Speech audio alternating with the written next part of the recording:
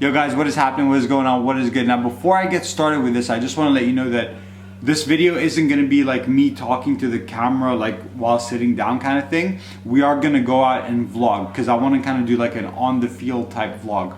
But before we go and do that, we're both ready. I want to do the intro. So basically guys, I'm super excited to do today's vlog because we are going to be doing a vlog on this guy right here. This is the Tiffen Black Pro Mist 1/8 filter. Now, there are three different strengths. There's the 1/8, the 1/4, and then the half.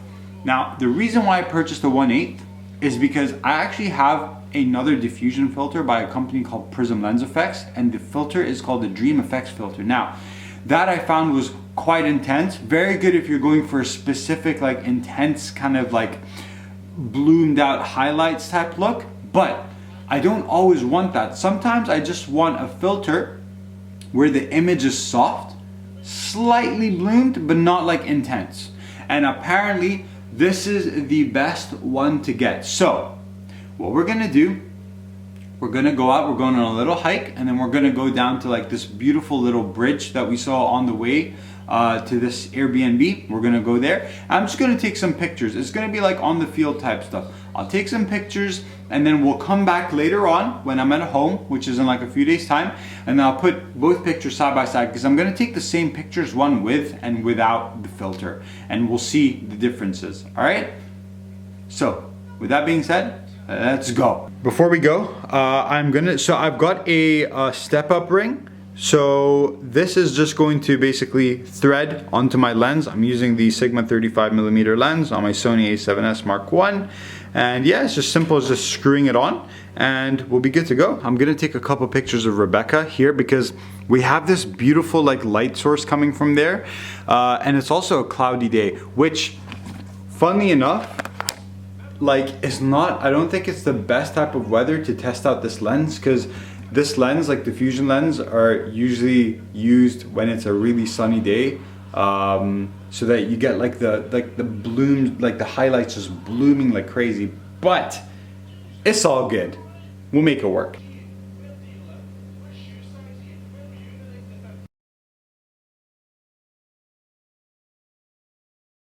Getting the photos in here, I'm already noticing a difference. At first when I was taking the photos, I didn't notice, but looking side by side, you notice a slight difference, especially when there's like light directly hitting the subject. You can see a difference, and I really like it. But bear in mind, I am looking at it through like a monitor that's this small, so I won't really know until I get it up on my computer. But so far so good. I've just never been into like really sharp images with photo or with film. I never have. Like, I've always been into film photography, like how soft the film photos look, even how grainy they are. And in cinema, especially in cinema, I just never liked sharp images.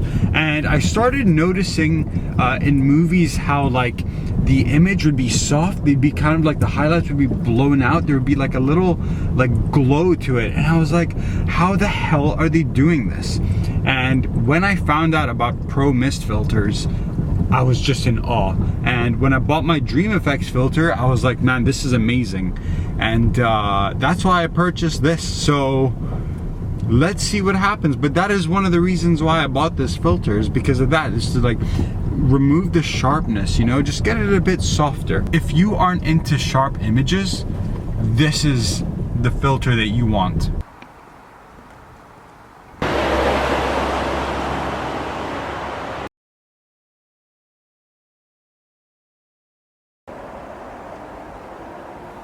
It's so weird going from like using that wide angle lens to then using this. I'm like, oh my god, it's like, it's not that thingy.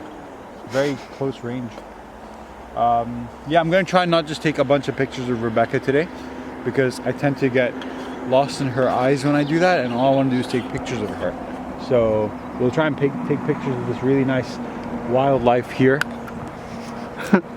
This beautiful wildlife there, as you can see.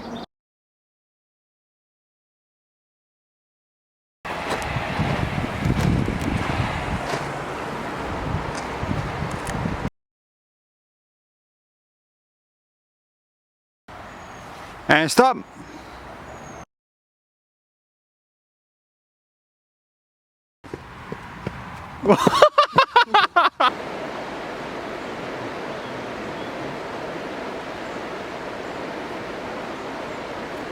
One suggestion I have of this, my God, my hair. My God, my hair. That could be improved with this filter is the fact that it's not a variable filter, man. Like, see, I have a variable ND filter where you just twist it and it'll go off. You twist it and it'll come on. And I wish this had that because it would save me from taking it off, putting it back on, taking it off, putting it back on. All right, just before we go on our hike, we came across this really like amazing looking building. It's yellow and it kind of looks like really old school buildings. It's called the Gregalaki Speyside. I completely butchered that one. But yeah, we're gonna try and get like a really nice photo from this viewpoint that we saw. Okay, so this is the view I was talking about here. I love how it like the building's just peeking through. It kind of reminds me of Austria or like Switzerland or something. We took a bit of a detour, so we're not going on a hike just yet. We stumbled upon this beautiful little town yesterday on our way to our Airbnb, and we thought, let's just come back, have a walk around, and like just vibe, man, because there's like really nice shops and stuff here. So I'm gonna get off of the main road. Illuminati. Dude, look at how like this village is quite, or town, this town is quite like aesthetic, man. Red, and then we have these like nice turquoise water like things here. Very cool. Turquoise water, turquoise doors. Alright, I wish I could film everything in this little town, but it's quite hard because there's a lot of stuff happening like that, and then a lot of like traffic as well. But this town is beautiful. Every shop is just so quaint, so local, very pretty as well. And I'm thoroughly enjoying being here. I haven't even taken many photos, but like look at where we are. We're kind of in this like little, what would you call this? Little square, this little square here. And the flowers smell gorgeous, man. This used to be an old train station. And look at it now.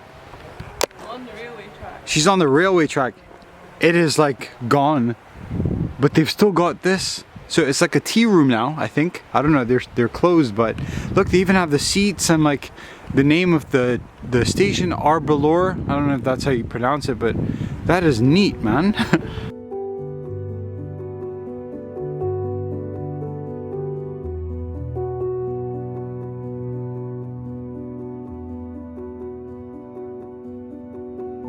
Alright everybody, that is me now back home from spending 4 beautiful days in the Highlands testing out this Tiffen Black Pro Mist 1/8 filter. So I'm going to talk about 2 things, alright? I'm going to talk about softness, and I'm going to talk about bloom, because that's the 2 things that this filter is meant to do, right? It's meant to like, I guess, manipulate those 2 things. So, starting off with softness, I didn't notice a great deal of difference between softness when the lens was off and on the filter. Now I don't know if that's because I was taking photos. It might be different if it was like video footage, but right off the bat, didn't notice a great deal of difference. Maybe there is and I just can't see it, but yeah, softness wise, not that much. I mean, I also do sharpen my images quite a bit, so that might be a factor as to why I can't really see a huge difference, but yeah.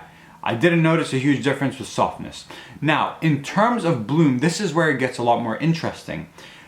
There was bloom. It wasn't as intense as I thought it was. Now, I don't know if it's because I have another filter that's quite intense that I was expecting sort of similar results from that filter with this one, but just a little bit more, a little bit less intense.